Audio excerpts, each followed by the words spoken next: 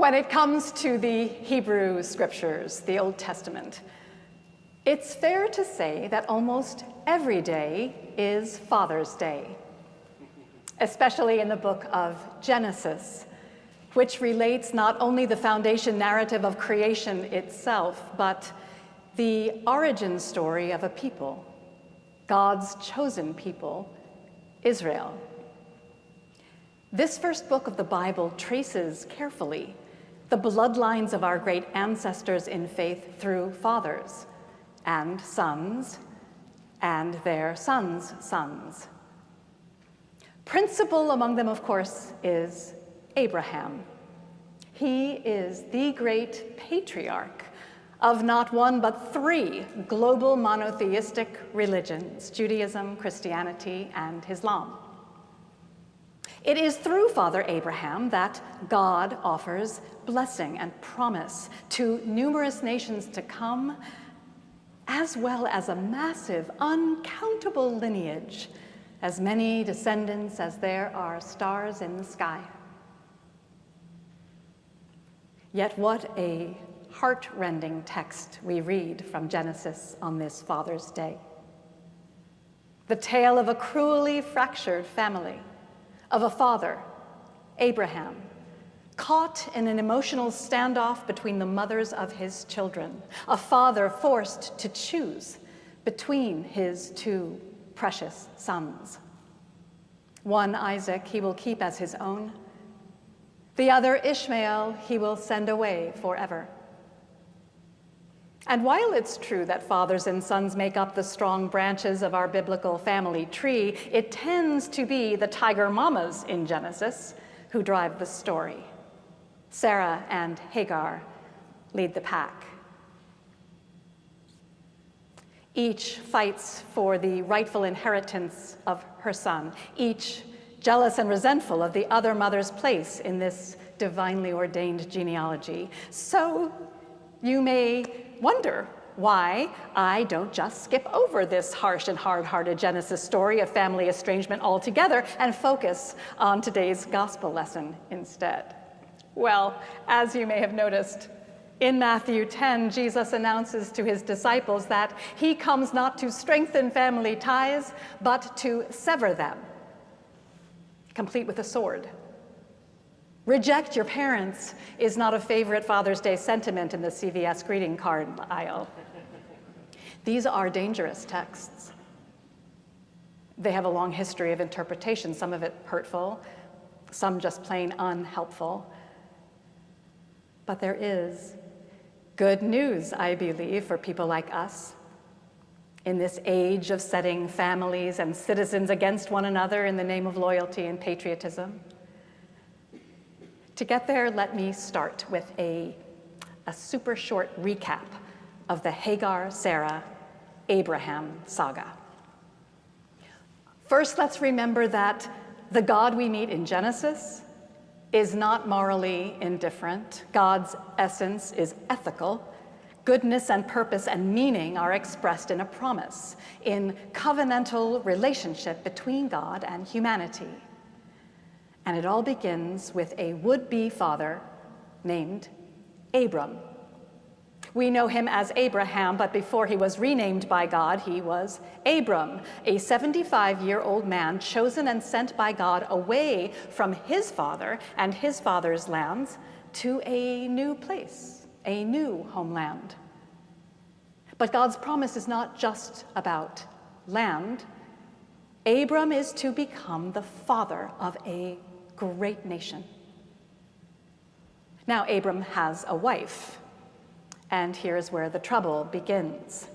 Sarai, not yet renamed Sarah, is barren.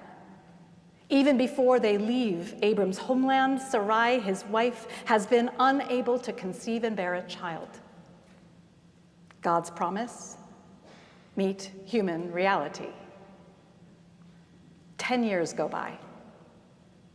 Finally, the long-suffering and impatient Sarai, tired of waiting for God, takes matters into her own hands. She gives Hagar, her Egyptian slave woman, to her husband Abram, saying, "Perhaps I shall have a son through her." Legally, in those days, the child born to a female slave would belong to the wife. But nothing is that simple.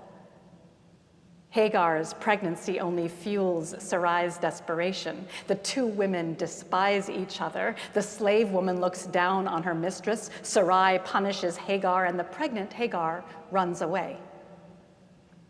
In the wilderness, an angel of God finds Hagar and tells her to go back home, back to Sarai.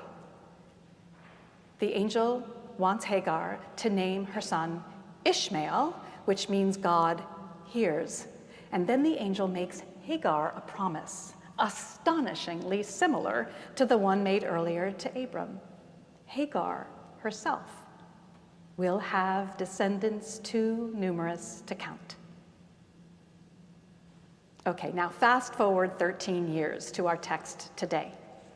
Abram is now Abraham, Sarai is now Sarah. God's covenant with Abraham is to be fulfilled at last, for Sarah is finally pregnant. At age 90, she gives birth to Isaac, the one and only true heir to Abraham. Isaac's name means laughter. But with his birth, the uneasy truce between Sarah and Hagar gives way to disaster.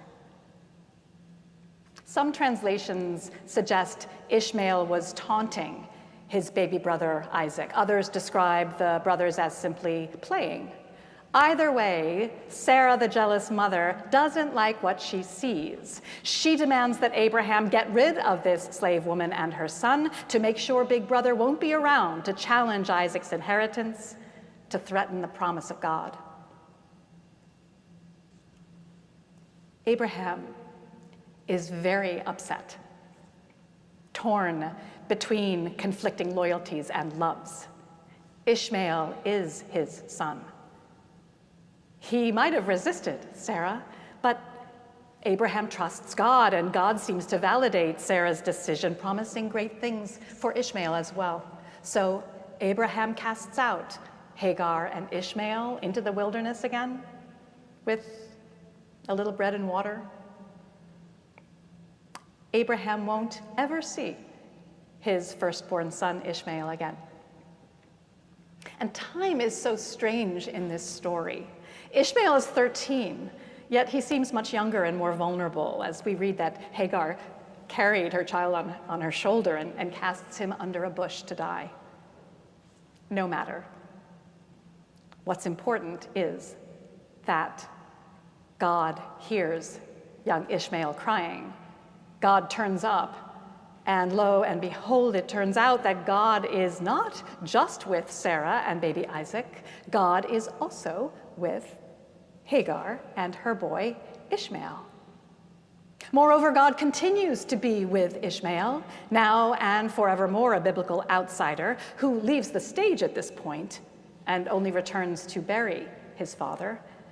Ishmael is totally other when it comes to the Judeo-Christian story. He is an ancestor to Muhammad, the spiritual father of Islam, and God is with him. For all its heartbreak, can we catch in this simple statement a glimpse of grace? There are 2 billion Muslims in our world who call Abraham father. Can we accept as good news the notion that God has other stories to tell beyond our own? God's presence in the narrative of Hagar and Ishmael opens to us a more expansive account of blessing. Who are we to say that God doesn't have other tales to tell? After all, Abraham and Sarah have no idea what happens to Hagar and Ishmael in the wilderness. They don't know how tenderly God's angel speaks to Hagar, reiterating God's promise, telling her not to be afraid, enacting God's other story in fond and beautiful ways. This ancient tale speaks a word to centuries of religious warfare on the global stage. It also owns, frankly and intimately, how complicated family relationships can be. Many of us live this in real time. Relatives divided, generations estranged over politics, religion, core values, identity, perceived trauma, past injuries. I do. I have a father who left me, my mother, and my sister when I was a teenager. He remarried and started a new life with a new wife. It was 45 years ago. He's still my father. He made a choice. It's complicated, I know that. And I can't smooth away the hurt, even now. Which brings me to Jesus' words in today's difficult gospel lesson. As hard as it is to hear him speak of setting father against son, mother against daughter, Jesus names the reality of human relationships. He draws us into conversation with family conflict as a matter of fact. We do take sides. Our deepest hurts and fears are easily exploited. Those we love best can hurt us the most. And we have a God willing to hear us in all our messy pain, to be with us in it and help translate for us that much larger promise. What's easy to miss in this morning's harrowing texts is when Jesus says to his disciples 3 times, "Have no fear, be not afraid." Or rather, don't let fear run the show. Don't be captive to it, and don't be alone in it. Instead, become this community of hope, willing to do the hard work of loving God together, of being not afraid together, of following Jesus when division is certain and discord inevitable, willing to be saved for something and not from it. I can think of no better example than the experience of being a New Yorker in this city this past week. At a time when people are desperately in need of feeling pure joy and connection across all manner of divides, we discovered again how amazing it is to belong to this sprawling, diverse, ecstatic community of goodwill. Just imagine leaning into that for a change. It won't please those who have much to gain from keeping their people in the dark, divided and afraid. And not every day will be a ticker tape parade. But we can get better at this love thing. We can practice at home, at church, with those who keep letting us down, and with those who've been carefully taught our other. We can choose to remember how good and right it feels. And oh, how that will please Jesus, who insists, come what may, that the Father's word of grace and the Son's way of love really will lead us home.